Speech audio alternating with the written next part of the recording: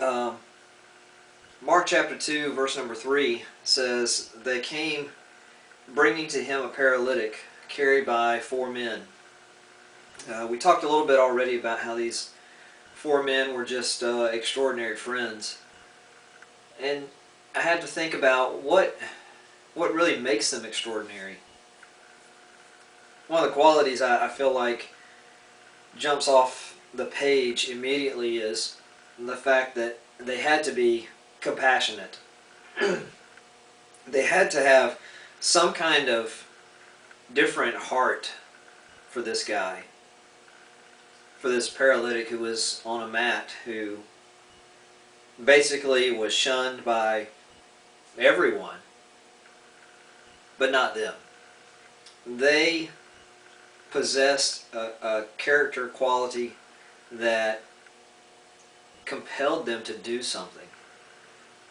The word compassion is made up of 2 words, C-O-M, which is a prefix that means with, and passion means to actually love with suffering. In other words, it means to love someone so much that it hurts you, to be so moved by what you feel or what you see that you do something about it. Sadly, for many of us, we don't have anything that moves us. No cause or no movement, no person that we're so attached to with such a deep-rooted affection or belief exists within our hearts, and so we don't do anything. We just kind of are apathetic or complacent. Nothing touches our hearts. And I have to admit that the older I get, the more hardened my heart becomes, and it's a challenge to continue to let things move me.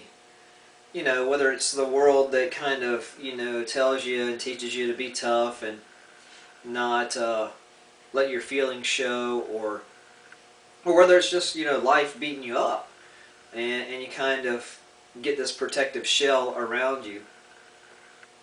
But it doesn't change the fact that Jesus was always compassionate. He always welcomed people who were in need, and especially people who recognized their need.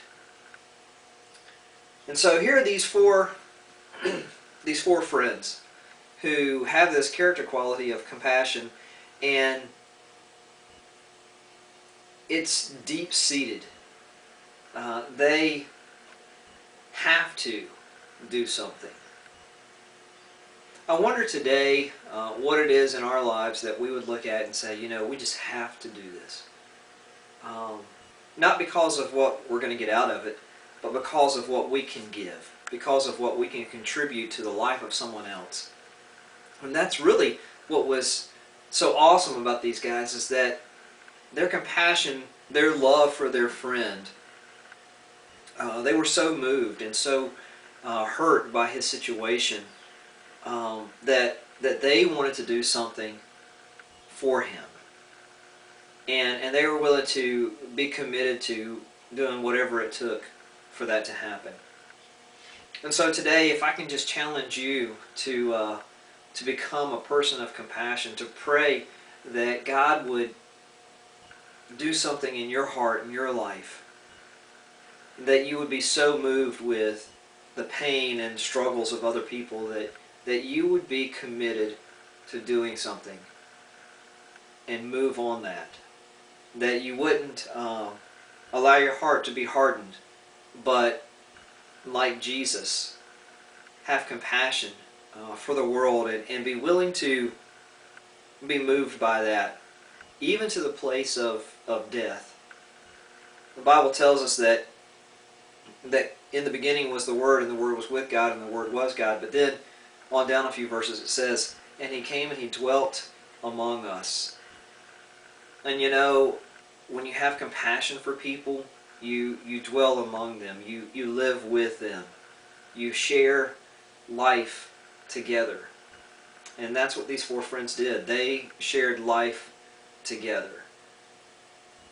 And that life they shared together changed their lives forever.